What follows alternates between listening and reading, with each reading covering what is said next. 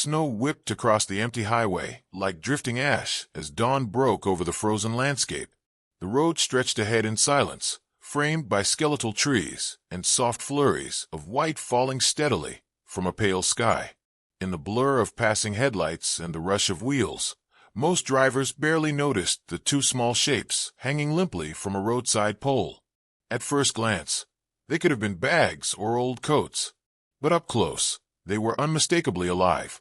Two grizzly bear cubs, suspended by rope beneath their front legs, their bodies swaying slightly in the winter wind. Their fur was dusted with frost, their tiny paws curled inward, and their eyes half closed as if sleep were a safer place than reality. Each passing car created a gust of air, but none of them stopped. Time moved forward, but compassion did not. For several minutes, the world remained indifferent. Steel machines and warm humans passed without pause, the soft blinking of hazard lights the only sign of life on that icy stretch. Then, a flicker of red pierced the gray. A truck slowed. Brake lights flared. Tires crunched against the snow-packed shoulder. A door creaked open, and Boots stepped out onto the frozen earth. A lone figure approached, stopping just feet away from the cubs. She didn't speak. She didn't cry. She only looked. And in that moment, the silence of the forest and the cruelty of man hung in the air together, waiting to see what would come next. Who had done this to innocent creatures? And more importantly, who now had the heart to change everything? Deep in the untamed reaches of the northern forest, beneath a canopy of towering pines and the hush of snowfall, two grizzly bear cubs entered the world. They were born into stillness, their tiny hearts beating in rhythm with the natural world that cradled them. Their mother, strong and fiercely protective, guarded them through their earliest days. She taught them where to find berries hidden beneath the snow, how to listen for danger in the rustle of leaves, and when to stay close under the cover of brush. Her presence was safety itself, a steady warmth in a wild and unpredictable world. But safety in the wild is never promised. One morning, the cubs awoke alone. Their mother's scent lingered on the wind, but she was gone. Days passed. Hunger set in. Confused and frightened, they began to wander, calling out in small whimpers that echoed through the trees. Perhaps she had chased after a poacher, or perhaps she had fallen silently to a bullet meant for profit. No one knew. All that remained was emptiness, where once there was love. The cubs ventured farther from home, hoping to find her. Instead, they were found, but not by help. A man stumbled upon them, unkempt, hardened, and careless. He didn't see lives. He saw something to trade, something to use. The warmth of the forest faded as the cubs were locked into a rusted cage, their soft bodies pressed together for comfort as the world around them turned dark and unfamiliar. The scent of pine was replaced with gasoline. The wind no longer carried the songs of birds, but the rattling chains and the sharp echo of doors slamming shut. The light that once flickered in their eyes dimmed. Confusion etched into their tiny faces. They didn't understand this new world, only that it hurt. And somewhere beyond the bars, the forest waited for their return. But the path back had already begun to vanish. The man had long since stopped believing the world owed him anything. Life had broken him in quiet, relentless ways, lost jobs, broken relationships, and a string of choices that left him bitter and hardened. He lived alone on the outskirts of town, surrounded by silence and old tools, the walls of his shed stained with rust and regret. When he found the cubs, shivering and motherless near the edge of the woods, he didn't feel pity. He saw inconvenience, noise, need, and above all, a burden he never asked for. For a brief moment, he tried to care. He tossed scraps into their cage, muttered curses when they whimpered at night. But compassion never took root. Resentment did. The cubs were messy, loud, and needy. Their eyes reminded him of things he didn't want to feel: guilt, memory, weakness. In his mind, nature had already failed them, and now so would he. One bitter night, with snow piling on the ground and the air sharp as glass, he made a decision. Without ceremony, he threw an old blanket over the cage and loaded it into the back of his truck. He drove for hours, deeper into the winter, until the lights of civilization were no more than a faint memory in the rearview mirror. The road stretched endlessly, bordered by dark forest and silence. He pulled over on a desolate stretch of highway, stepped out, and began tying ropes to the roadside pole. One by one, he lifted the cubs, trembling, confused, and suspended them by their front legs. They dangled there, helpless, too weak to resist. He didn't look back. He justified it to himself as mercy. Let the wild take them, he thought. Let nature decide. But nature wasn't there that night. Only headlights that passed without slowing, and frost forming on tiny whiskers as the cubs hung in the darkness, waiting for something that might never come. Elise drove in silence, her hand steady on the wheel, her mind drifting between the road and the weight she carried.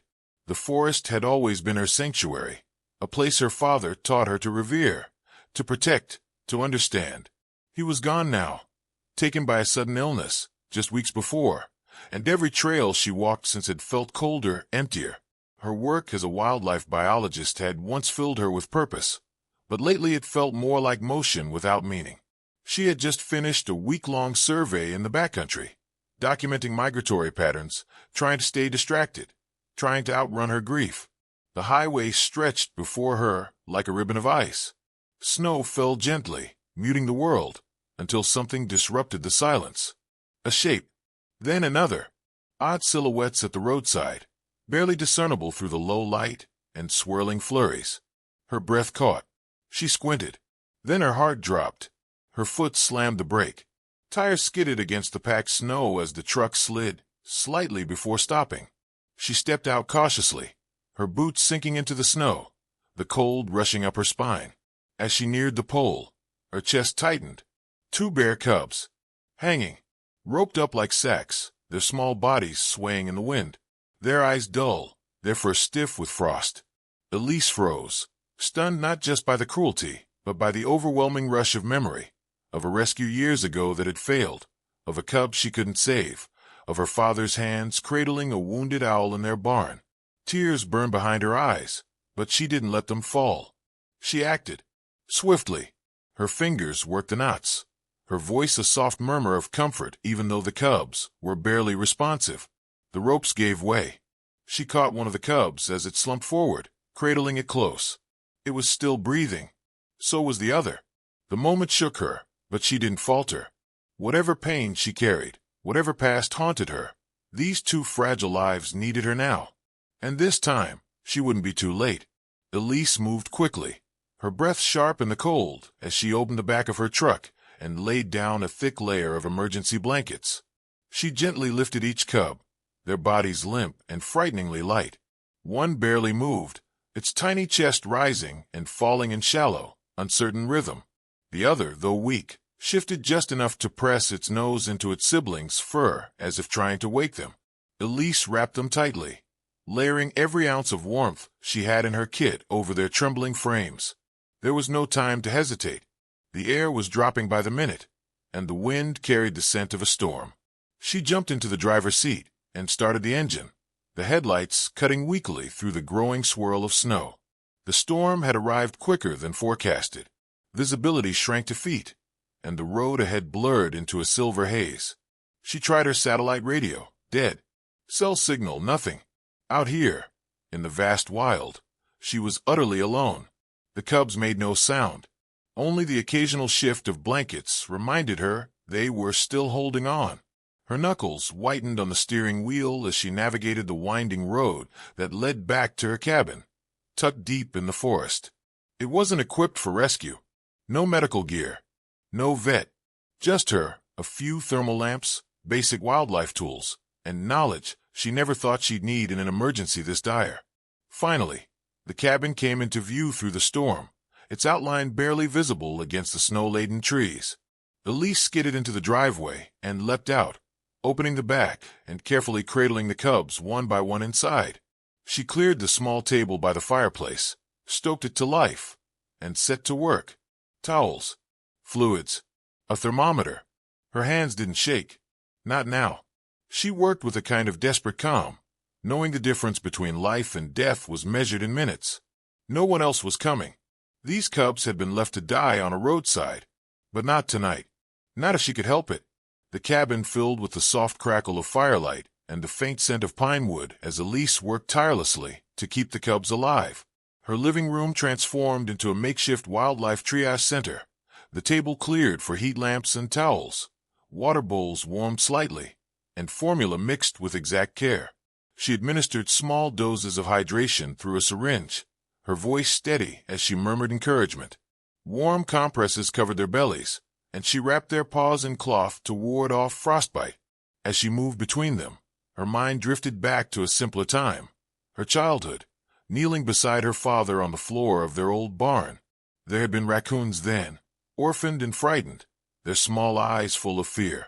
She remembered holding one gently as her father spoke softly, explaining how animals often needed love as much as medicine. That same quiet reverence guided her hands now. She began to call them by names that came as naturally as breath.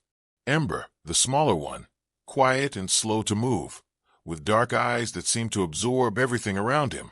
Flint, the stronger cub, the one who nudged Ember back to awareness whenever he grew still, who showed sparks of stubborn will even in weakness. The names felt right, like promises. Days blurred into each other as Elise stayed by their side. Flint responded quickly, growing stronger each morning, his tiny growl returning with meals. But Ember worried her. One night, his breathing slowed, his body going limp in her arms. Elise didn't sleep. She sat by the fire, rocking him gently, her heart pounding with fear.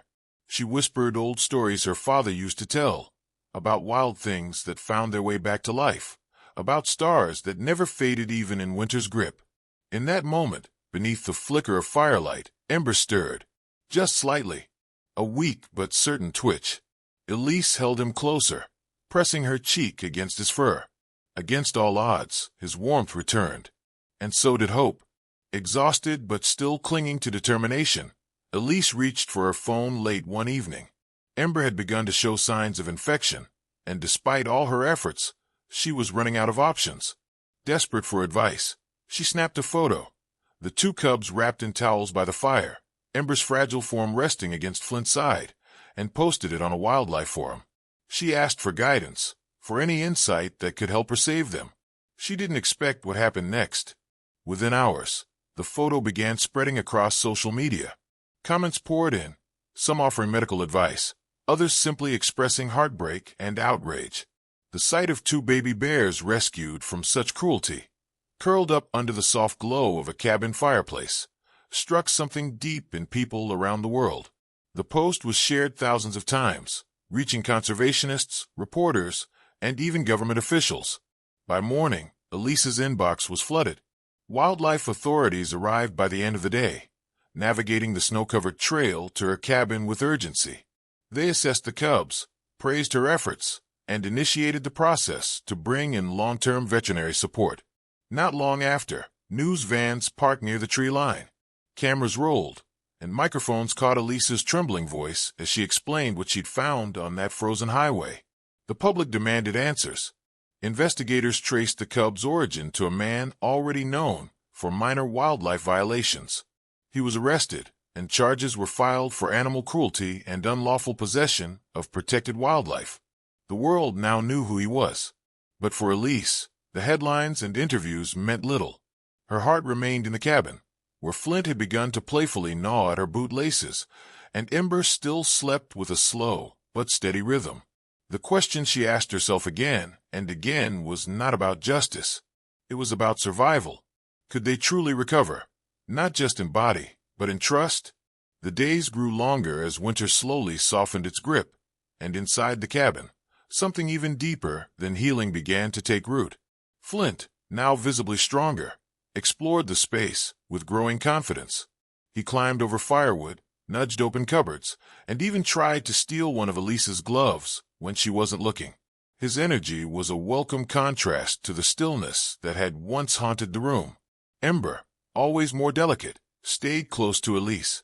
He didn't rush or play as wildly, but he watched her, studied her movements, and eventually began to follow her from room to room, his quiet presence like a shadow of trust learning to stretch again. Elise documented everything. She kept a daily journal of their progress and uploaded small videos for the people who had come to care about them from afar. Packages began arriving, handwritten letters, donations, and even watercolor paintings of the two cubs nestled together. One child from Norway sent a drawing with the words, "For Ember and Flint, be brave."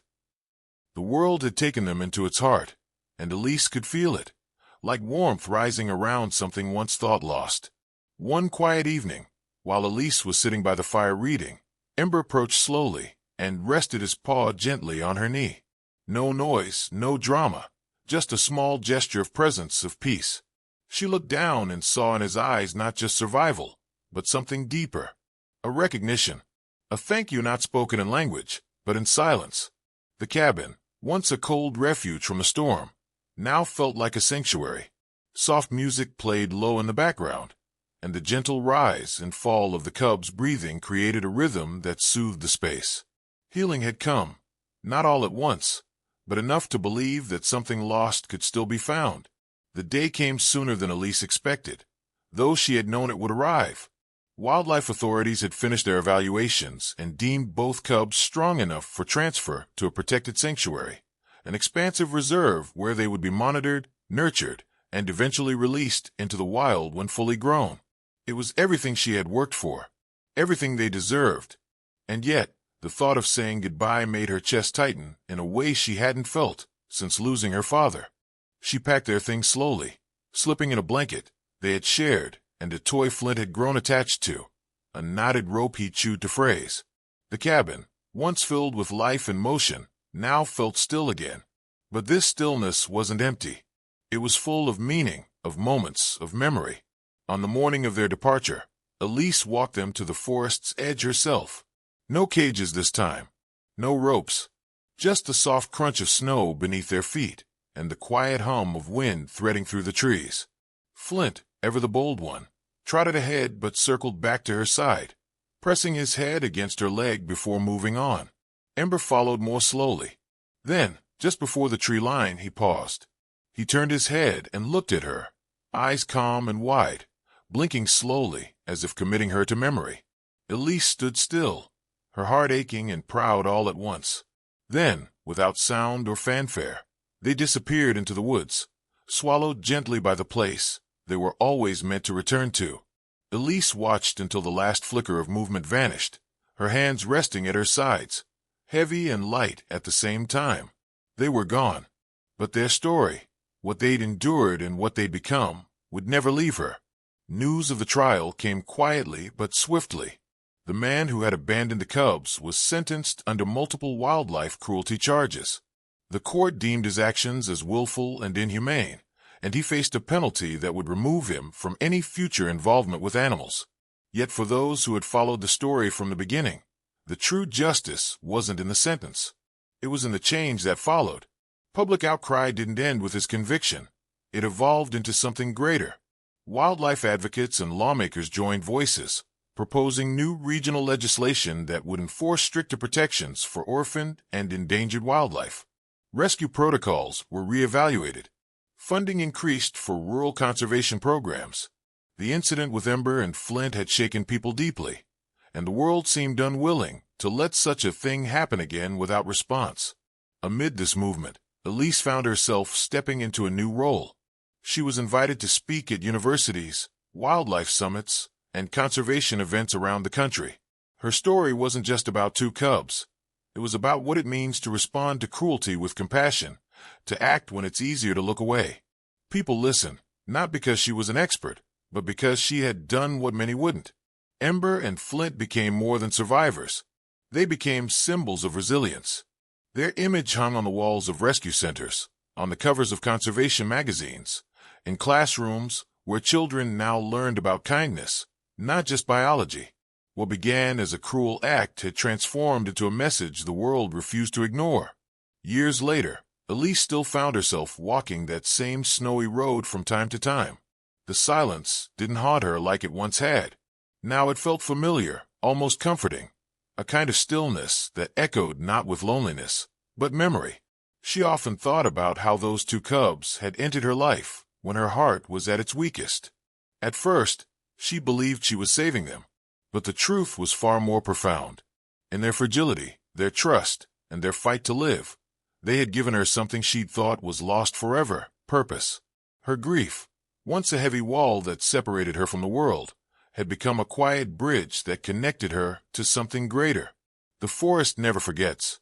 On one winter morning, as she paused to take in the soft rise of snowbanks and the long shadow of pine trees, a shape emerged just beyond the trees. A large bear stood still, strong and silent, with eyes that held a familiar calm. It didn't move forward, nor did it retreat. It simply watched. And for a brief moment, Elise felt the world fold in on itself, the past and the present meeting in quiet understanding. Whether it was Ember or Flint, she would never know for certain. But the glance was enough. A silent thank you. A full circle closed not by words, but by presence. Because sometimes, in the quietest moments, compassion leaves the loudest echoes. If this story moved your heart, consider subscribing to our channel. We bring you true, untold stories from the wild, where pain meets hope, and even the smallest lives matter. Every like, comment, and share helps us continue to tell these powerful stories, and helps protect those who can't speak for themselves. Until next time, stay kind, stay curious, and never stop believing in the quiet power of compassion.